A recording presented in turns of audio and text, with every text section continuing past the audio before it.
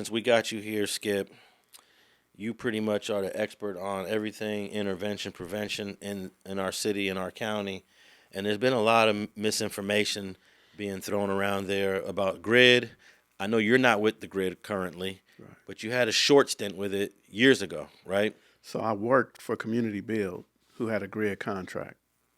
And then I left and went to Soledad Enrichment, which is St. Michael's on Manchester. Right off of Vermont, and I worked with them for 2 years, and that was a starting lineup. It was me, Twin from 40s, Maniac from VN. They both rest in peace now. You know, Big from Neighborhood Block, he rest in peace now. Twin from from 107. Taco from Gardena. Mm-hmm. We had a hell of a lineup, man, and J-Bone from 107, and oh man, I forgot another dude, Quincy. I think he's Q-Ball from 7-4. He rest in peace. Damn near everybody on our squad rest in peace, man. Was homeboy from Raymond a part of that too? Rest in peace. Wiz. Wiz didn't work with us. Okay. No, he didn't work with. I mean, but he was always around. Yeah, he rest in peace too. So that was a GRYD via that organization. Yeah, Soledad Enrichment. Okay. Now, have you been keeping up with all the information that a lot of out-of-towners, even some locals, have been saying about the GRYD, about it being working with the police and providing information and basically snitching on other gang members? Okay, so where has that happened at? Because one of the things, I was part of the Professional Standards Committee that oversaw everything that intervention did with the GRYD. And my expertise was law enforcement interaction. How do you interact with law enforcement? How do you respond to the yellow tape to get information from law enforcement? So it was always a thing that if anybody gives any information to law enforcement, whether it's a rumor or whether it's the truth, they're eligible to be terminated. And we can't make the agency fire them, but what we could do is take the certification back, saying you're not certified to work in Los Angeles. And I never got, I stopped with that probably about 2018 or 19, but I never, in the years that we started from 09 till whatever time I quit, about 10 years, I never got anybody in front of us saying, oh, he's snitching. Now, you're familiar with what Munchie said on a Clubhouse while he was a little inebriated, because I think you addressed it on your channel, Skipp. You did a video. Can you tell us, Munchie, remind the people what you said, and then let's talk about your reaction to that, Skipp. I was on that dumbass app I deleted. Yeah, it ain't for me. You know? Dang, so I was faded. I was drunk, and I was trying to dumb it down and explain to them, okay, so I'm an ambassador. I got influence from where I'm from, and I get paid to be from IFG. So when I said that part sounds crazy. Yeah, it didn't land well. You feel me? So even though it was like a 3-hour little recording, somebody took a sound bite and put his caption with it, and it did what it did throughout the internet. So it made it seem like I'm a snitch or whatever. But Skipp has spoke man, you got to speak, you know what I'm saying? Man, must you my boy? And it meant that way, explain, you know what I'm saying, how it should have been said instead of how I said it. And, you know what I mean? Yeah, it came out wrong or whatever. So I had to eat that. Now, you remember your response to that, Skipp? I don't know. I can't. I remember that I did respond, but I don't remember what I said. I just know that what I said was that Munchie, the way he said it was taken out of context, because he doesn't get paid to be from IFG. He gets paid to be an influence. Hi, this is Skipp Townsend. Ignorance is at an all-time high. I came on here just to share with y'all that Munchie B going viral for saying some things that he might have said it in the right place of heart, but he's put it in the wrong context. Munchie B is my guy, and I'm going to tell y'all what an ambassador is. You don't get paid because you're from a certain neighborhood. Even though people like myself will help you get to become an ambassador because you're an influence, because you can influence that neighborhood to stop the violence, stop the shooting, stop the writing on the walls. So don't nobody get a BlackBerry. Don't nobody have to report nothing to the police. Ain't nothing in the report that the police get. What happens is the city of Los Angeles, not even Inglewood. Inglewood don't believe in intervention or ambassadors. The city of LA want to know how can we reduce the violence, and the city of LA pays ambassadors to use their influence to stop the foolishness. That's it, that's all. You don't have to write a report and give it to the police. You ain't got to meet with a sergeant or none of that type stuff. What happens is, document what it is that you doing. That's what the city will pay for an ambassador. What are you doing? So if a fight broke out, did you sit there and watch it? Did you film it and post it on YouTube? Or did you break it up? Did you tell somebody, hey, look, man, I'm about to call your mama? Or did you tell somebody, hey, man, hold on, man, your brother's coming, man, I'm going to get this shit to stop? How do we stop people from killing each other? How we stop them from fighting? How we stop from all the foolishness that goes on? And sometimes it takes somebody with influence who know people. But the same, I don't want to name names and name drop, but some of the names we just use, so what I did was when they said you got slots, Skipp, you got slots to have them as ambassadors, I immediately went after the influence. Okay, well, I want Munchie to keep everybody from Inglewood from crossing Florence. Don't go down there right on the walls or shoot nothing. I got it, little AD. Man, can I get you to make sure don't nobody cross Florence, go up there shooting nothing right on the walls? So I get those influences to be ambassadors.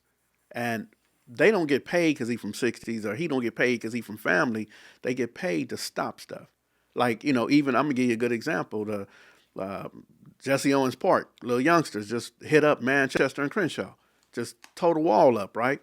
So what I would want is for the people who work with me, people I can call, man, let's go take it down. So Frog from 8 Trade went to take it down.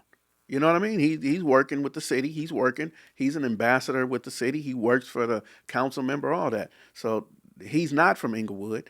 They don't get paid to do that. But as a favor, man, take that down because I don't want the youngsters to look up and these idiots put their name up there.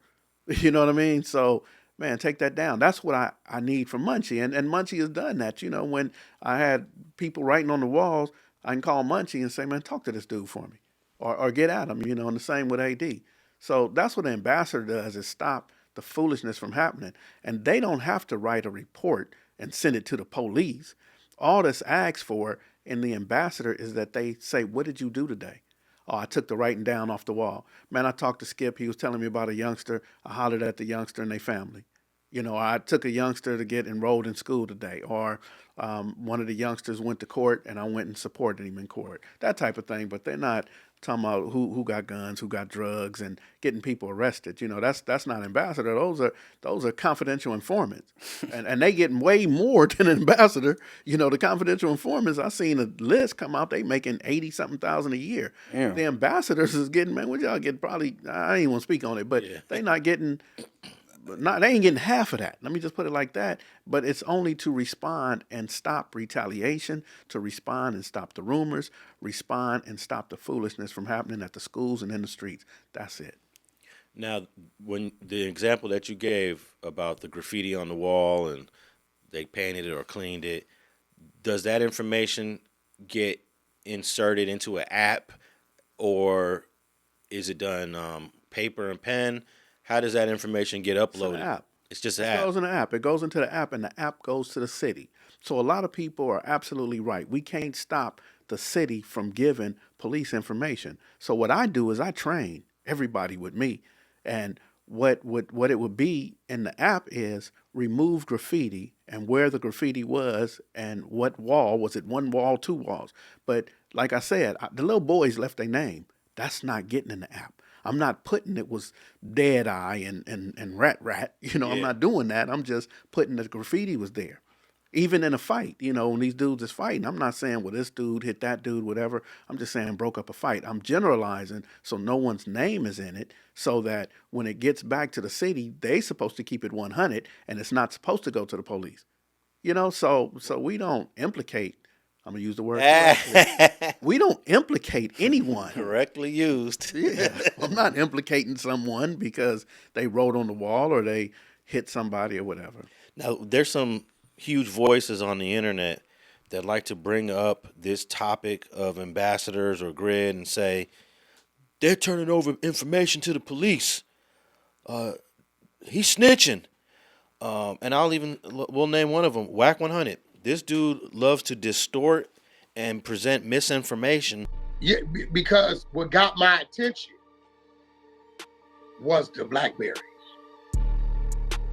All those years, because Big U was not a computer savvy type dude.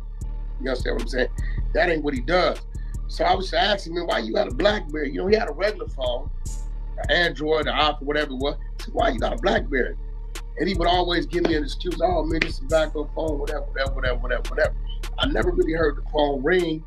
So when I'm reading the paperwork that the link he had, I see it says issue from 77th Street Crash Division, BlackBerry cell phone to correspond with law enforcement. I couldn't eat for a week. Now I'm nervous. So I don't know how I got dude to get online with me. Maybe he heard me run a room on him, right? Mm-hmm. And I remember talking to him. I said, bro, I don't know nothing about what a GRYD is. Nothing. I see you broke it down. I'm not questioning it. But what's up with the paperwork? Paperwork come to me, the raw paperwork that he was breaking down. So I'm reading, I'm going through it like 100-something pages. I couldn't believe what I was seeing. Because now I'm like, dude is a double agent. What do you say to people like him and others that are just determined to put the stamp that they're cooperating with law enforcement?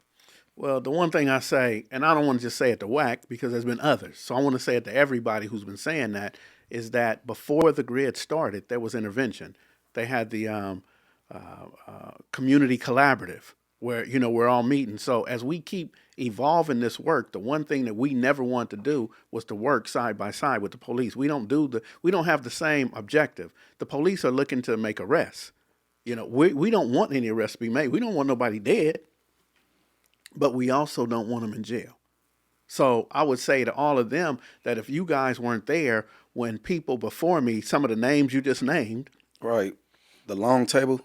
Yeah. So if they're not there at the meetings, then how can you speak on something? When I was there, and I just shared with you guys that I gravitated to Looney and Bo in 2005 and put both feet in 2006.